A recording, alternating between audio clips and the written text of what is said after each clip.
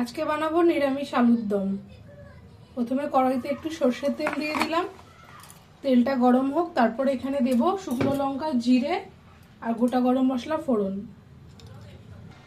তেল গরম হয়ে গেছে, এবার তেলে ফোড়নটা দিয়ে দেবো।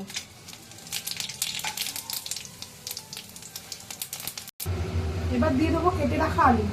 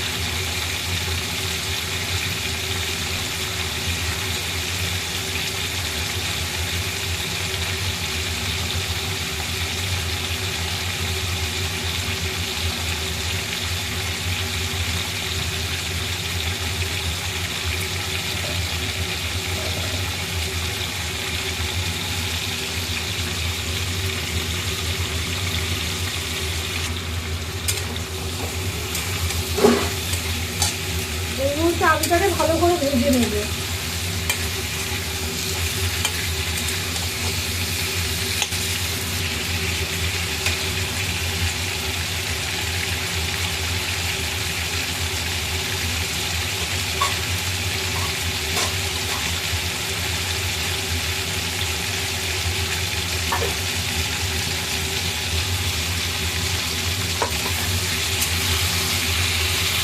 গুঁড়ো মশলার মধ্যে দেবো ধনে 1 চামচ, জিরে 2 চামচ, নুন 1 চামচ আর হলুদ গুঁড়ো 1 চামচ। এটাকে আমি একটু জলে ভিজিয়ে দেবো।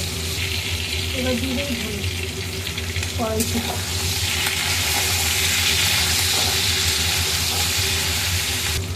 এবার দিয়ে দেবো বেটে রাখা মশলা।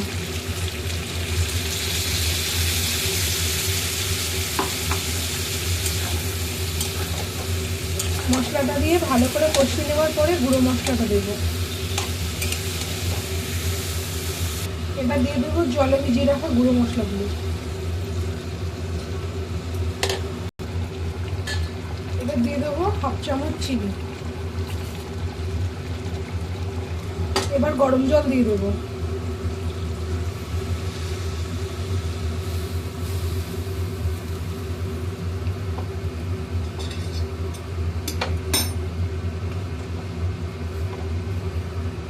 এবার দিয়ে দেবো কুচিয়ে রাখা ধনেপাতা।